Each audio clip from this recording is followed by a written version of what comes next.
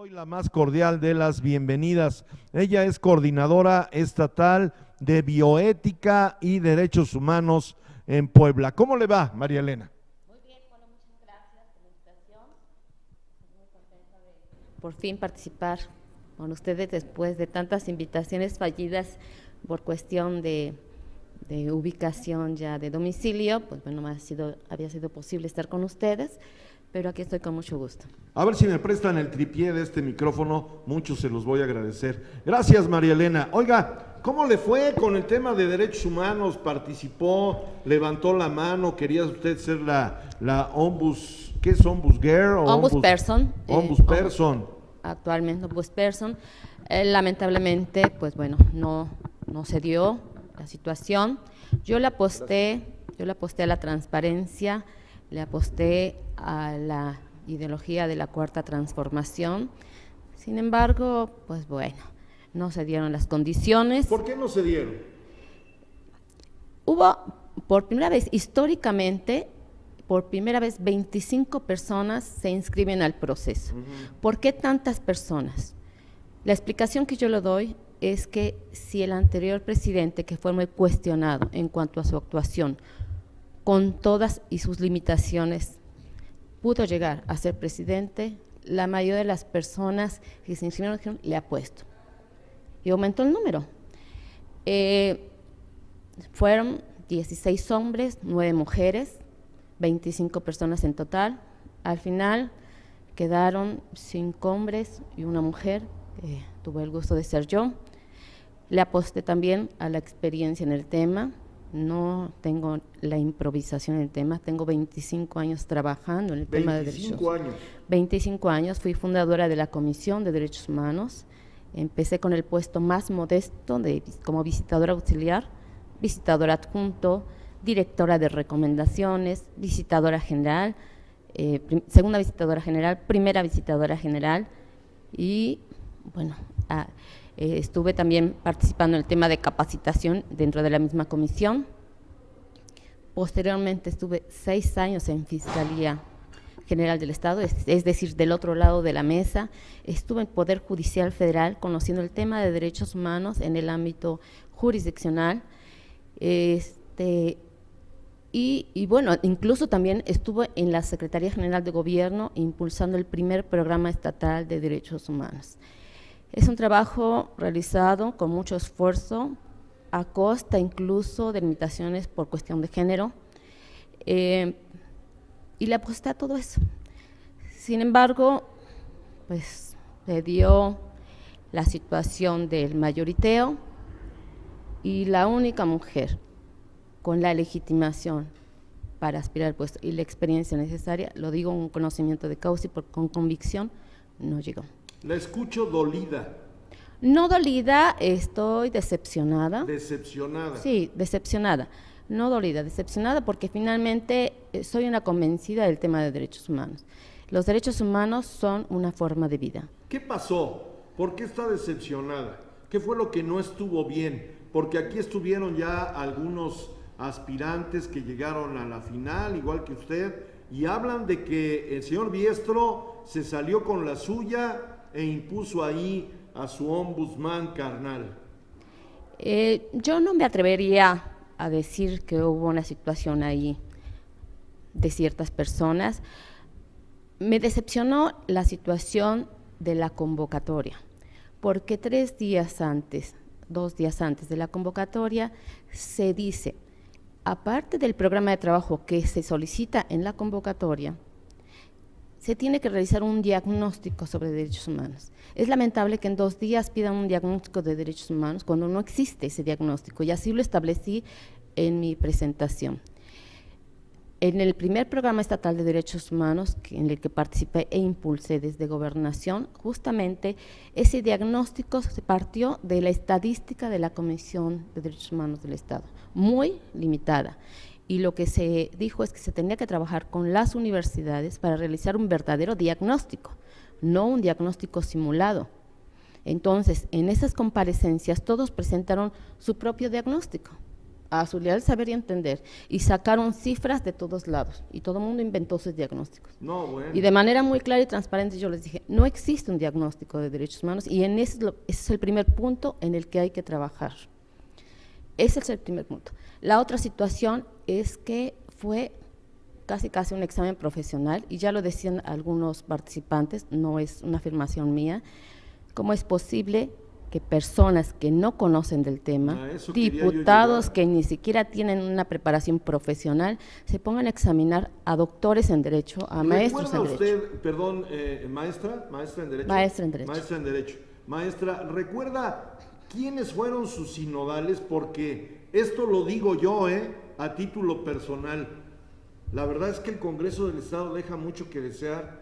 Es una de las peores legislaturas que tenemos. No hay perfiles así como muy destacados en materia laboral, en materia profesional. Yo no puedo pensar en que usted se haya enfrentado junto con otros 24 profesionales en materia de derechos humanos. Aquí estuvo, por ejemplo, quien es coordinador de derechos humanos de la Universidad Iberoamericana, el doctor Curiel, tiene 2 doctorados, creo que 3 maestrías.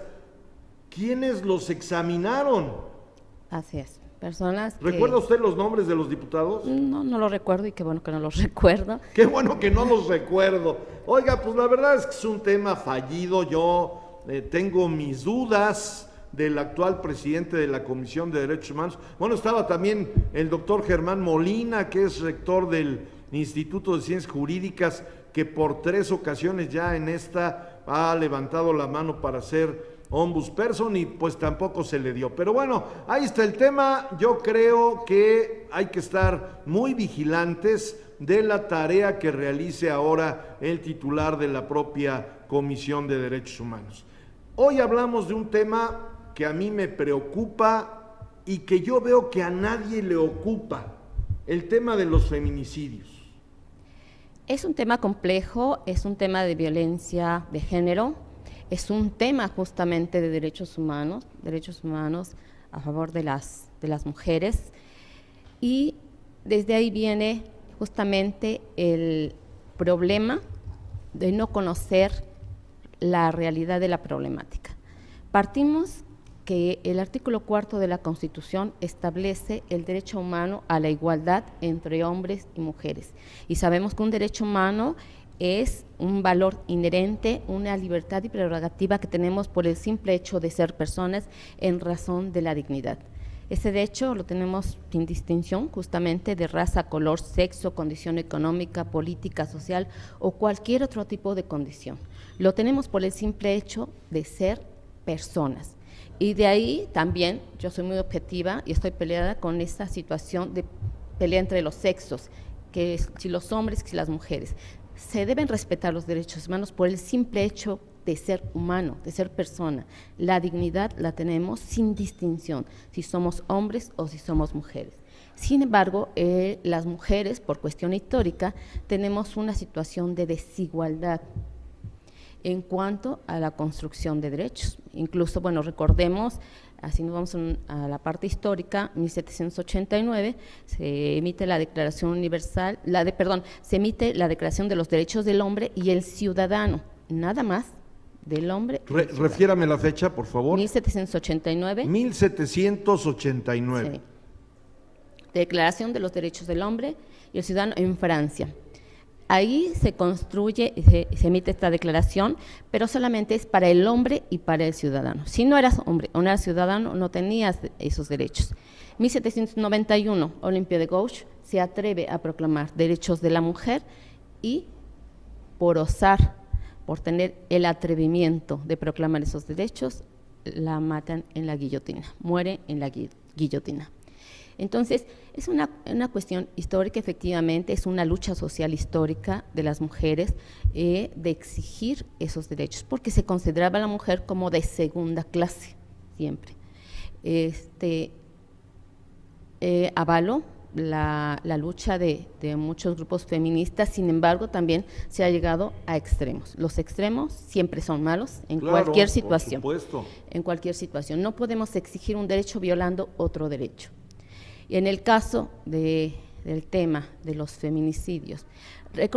Todo este movimiento, recordemos, de la Ley General de Acceso a las Mujeres a una Vida Libre de Violencia, la Convención Interamericana para prevenir, denunciar y erradicar la violencia contra las mujeres. Todo este movimiento nacional e internacional surge, recordemos, a partir de las muertas de Juárez, el caso del campo algodonero. Es un tema, por eso le digo, histórico, jurídico, internacional. La reforma constitucional de 10 de junio de 2011 establece en el artículo 1 que todas las autoridades tienen la obligación de promover, proteger, respetar y garantizar los derechos humanos. Un derecho humano, justamente como ya lo decía, es el derecho a la igualdad entre hombres y mujeres en el artículo 4 de la Constitución. Cuando se da la situación de las muertas de Juárez, ¿qué pasa? Ahí viene la primera situación de violación a derechos humanos. Se denuncia la desaparición de algunas muchachas que trabajaban ahí en las maquiladoras y les dice el Ministerio Público, espere 72 horas, seguramente se fue con el novio, al rato de regresar, y de ahí viene la primera violencia institucional. Finalmente, después de mucha espera, se les recibe la denuncia y existen muchas irregularidades, se pierden dictámenes, se pierden documentos, no se practican las diligencias necesarias y afortunadamente con el apoyo de algunos grupos a favor de los derechos humanos en el ámbito social, es decir, las organizaciones de la sociedad civil, estas familiares, madres de familia de esas chicas, finalmente después de agotar todos los recursos internos que prevé el Estado mexicano, acuden a la Comisión Interamericana de Derechos Humanos, la Comisión Interamericana emite recomendaciones, el Estado mexicano no las cumple y entonces la propia Comisión Interamericana da vista a la Corte Interamericana de Derechos Humanos. Se emite una sentencia al Estado mexicano, ya no al Ministerio Público de Ciudad Juárez, Chihuahua, sino al Estado mexicano, México, para que restituya los derechos violados de las víctimas indirectas, que en este caso ya serían las madres, los familiares de las chicas que murieron en esos campos algodoneros y que perdieron la vida de una manera muy grave, muy violenta, brutal, efectivamente. Entonces, ese fue el primer antecedente. De ahí se derivan algunos estándares internacionales y empiezan entonces el señalamiento al Estado mexicano para que en su derecho interno armonice toda su legislación a los estándares internacionales, a la Convención de Belén do Pará, a la Convención Americana de Derechos Humanos, donde México es parte de ese sistema interamericano, y entonces también se empieza a todos los estados también homologar sus legislaciones internas para tutelar de mejor manera los derechos de las mujeres. Todo esto se ha hecho en la ley, en el escritorio, todo lo tenemos muy bonito, no es problema de leyes, podemos decir que tenemos un marco jurídico suficiente y necesario. ¿Cuál es el problema? La operatividad, los operadores de ese sistema, fiscales, ministerios públicos. A ver, maestra, ¿podemos afirmar entonces que en materia legislativa, en materia jurídica, a partir del tema terrible, brutal de las muertes de Juárez, México ha avanzado? Exactamente, en cuanto a su marco jurídico. En el marco jurídico, ¿cuál es la opinión de usted? ¿Ya estamos bien? Sí. Sí. En cuanto a leyes estamos bien, es suficiente y necesario. ¿Qué nos faltan? Políticas públicas eficientes, eficaces y reales. ¿Negligencia? Negligencias, simulaciones, incapacidad. ¿Por qué, maestra? Por corrupción. Yo solo atribuyo, no puedo decir de otra manera más que a la corrupción, a la simulación, a lo que dijo, a los recomendados carnales, a la gente que no tiene el perfil ni la capacidad para efectivamente realizar y operar lo que en la ley está escrito. Pero yo percibo, a ver si usted coincide, está Mónica Roldán, a quien le mando un abrazo y también levantó la mano para este cargo de presidenta de la Comisión Estatal de Derechos Humanos. Te mando un abrazo, doctora. A ver, yo percibo que no hay disposición no hay voluntad. O sea, más allá de funcionarios carnales, de corrupción, no veo voluntad de atacar el tema de los feminicidios. No es que no exista voluntad, existe una mala planeación. Yo le hablo con conocimiento de causa. Muchos de los aspirantes, al alargarse el proceso para la selección de ombudsman, se apuraron a legitimar su participación. ¿Cómo? Realizando acciones a favor de derechos humanos. Y de repente surgieron muchos expertos en derechos humanos. Esa es la parte que yo también, estamos hablando no solamente de cubrir requisitos para una convocatoria, sino estar legitimados para aspirar.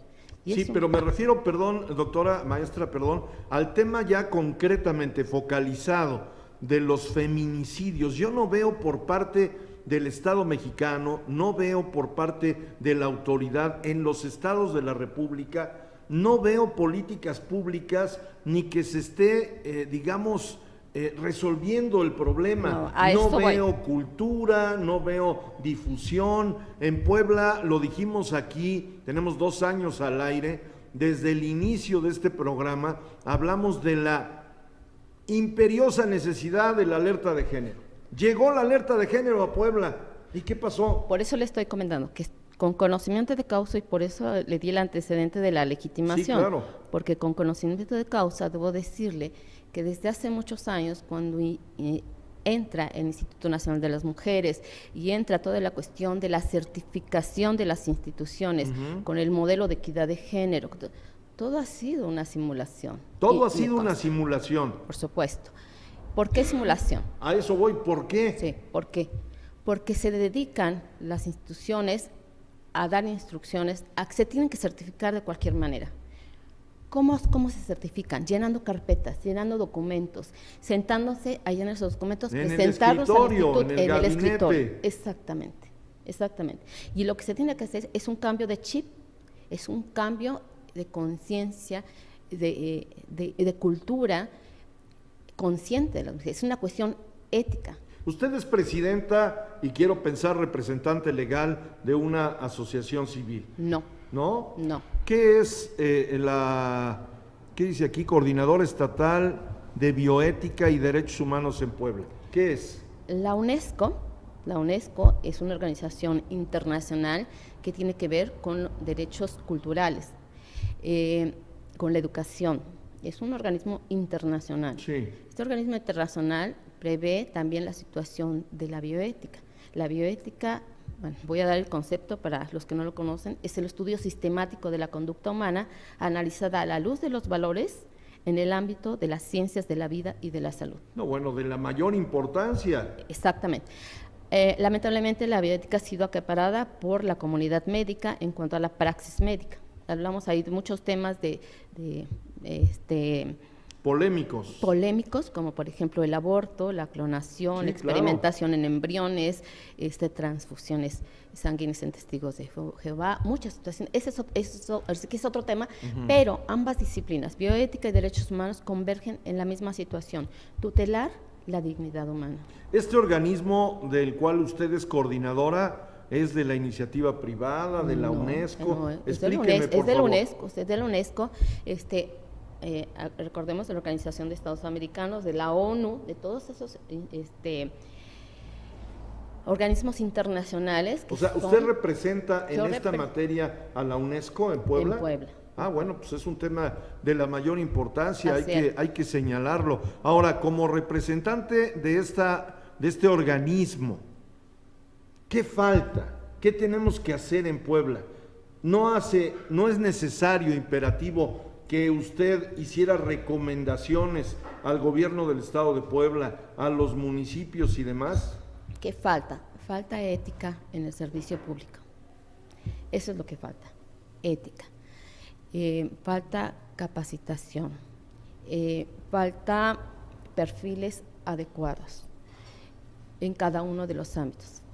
Evitar y suprimir y erradicar la simulación de actos. Yo le comentaba, con conocimiento de causa, estuve de los dos lados de la mesa, del lado de derechos humanos, del lado de Fiscalía, en el tema de feminicidios. ¿Qué faltaba?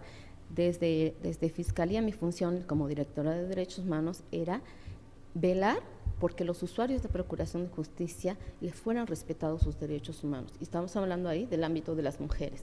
Y cuando una mujer iba a denunciar, pasaba horas esperando a la recepción de la denuncia. Que no es privativo de las mujeres, ¿eh? Ayer lo comentaba yo con un amigo que es maestro en Derecho también y platicábamos del tema, es irrisorio, es absurdo, de verdad apesta el tema de ir a denunciar a la Fiscalía General del Estado. Te llevas 3 horas, hay 50 esperando, falta de atención, burocracia al más alto nivel. Pero no es privativo de la mujer. Es parte de los señalamientos que yo hacía, por eso de alguna manera me constituía como un elemento incómodo dentro de la Fiscalía, porque eran los señalamientos que yo hacía. Claro. Era una mala planeación administrativa. Hay que realizar una verdadera reingeniería al interior de la Fiscalía. Duda. Porque en la parte administrativa ejecutiva, al servicio de muchos fiscales, están 10 personas sin hacer nada. Y en la parte operativa, Ministerio Público, donde hay hacinamiento, donde ni siquiera hay sillas donde sentarlos, hay pila de expedientes que ocupan como sillas los propios ministerios públicos, están con una carga impresionante de trabajo por esa mala planeación. La fachada de la Fiscalía, que fue remodelada en el gobierno de Rafael Moreno Valle, se quedó en una fachada. Ahora que a nosotros en Factor Radio nos robaron el equipo de producción, estuvimos ahí presentando las denuncias. No, bueno, es impresionante. Nada más le doy un dato. Los cubículos en donde están los agentes ministeriales son bodegas. Seguramente usted lo sabe, son bodegas. No ha cambiado absolutamente nada, pero bueno, es otro asunto. Finalmente, doctora, ¿cuál es la recomendación que usted hace a la autoridad en Puebla para que este tema de los feminicidios se detenga? Yo no veo, además, y lo he señalado en mi programa, que la participación ciudadana se dé en este tema. ¿Qué hay que hacer? Me parece que no solamente es un tema privativo del gobierno. Es un tema de impunidad, es un tema, insisto, de corrupción, es un tema de mala planeación al interior. Estoy hablando que si los ministerios públicos, con la carga de trabajo impresionante que tienen, les llegan las denuncias, no practican las debidas diligencias con perspectiva de género como debe ser, con estándar de debida diligencia. Y el estándar de debida diligencia es, siguiendo el protocolo para la investigación del feminicidio, es garantizar los derechos de las víctimas en caso de que ellos denuncien incluso violencia. Dictar las medidas de protección necesarias. El artículo 137 del Código Nacional de Procedimientos Penales establece la facultad para los ministerios públicos de dictar las medidas de protección y evitar que estas personas que tienen antecedentes de violencia lleguen a ser ejecutadas. Finalmente, doctora, en el tema de prevención, ¿qué se hace?